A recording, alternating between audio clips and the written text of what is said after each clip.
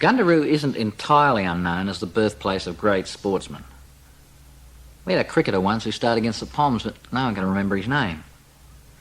But minority sports like cricket pale into insignificance beside the legendary Gundaroo Hooky Championships.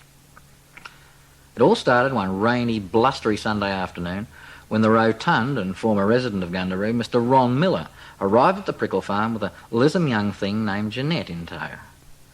Jeanette had never been to the mighty metropolis before, and being generous country folk, we were only too eager to show off our fair city.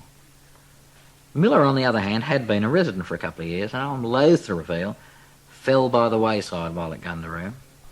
On this particular occasion, I was sure he'd forsaken most of his former ways, and when he suggested a quick visit to Matt Crow's wine bar, I felt secure that there'd be no backsliding. When we hit the wine bar, there was only the good landlord himself there. In an effort to impress Jeanette, the newcomer, we ordered tawny port all round.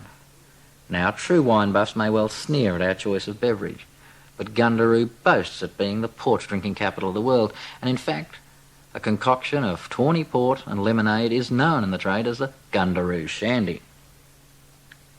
Nailed to Matt's wall was the legendary Gundaroo hooky board.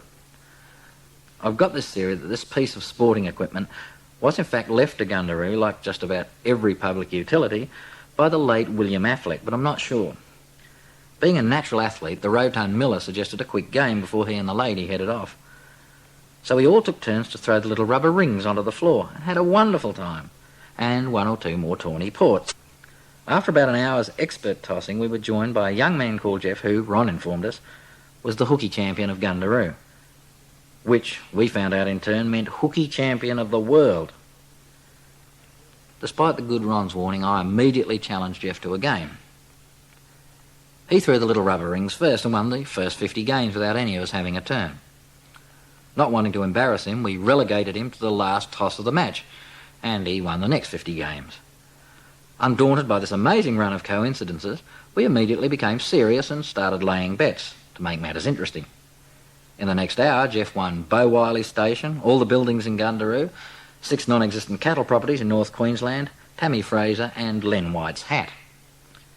Len had only come in for a quick sherry before going out and, rather unsportingly we thought, left hurriedly with his hat clutched to his head. Jeff started fading about then and accidentally won the next few games by throwing the rings over his shoulder while looking into a mirror. We had him where we wanted him, all right.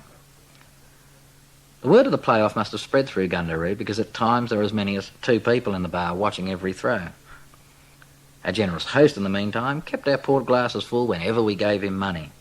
Not long afterwards, during a break in play when Miller and I were attempting, with little success, to lift the surprisingly heavy rubber rings from the floor, Jeff made good his escape, utterly humiliated by our performance. With the help of the ladies, we managed to get most of the rings off the floor, but dropped them again when we tried to put them onto the board. By this time it was getting dark, and the locals, shaking their heads in wonderment, started trickling away.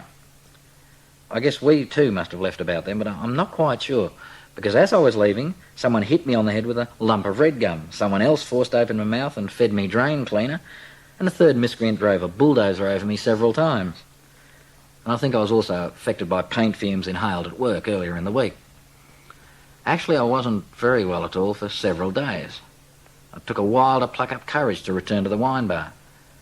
And when I did, I ordered Matt never to allow me on the premises again and to refuse me strong drink at all times.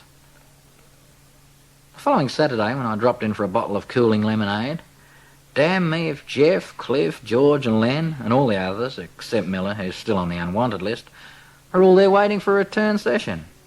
Some hope.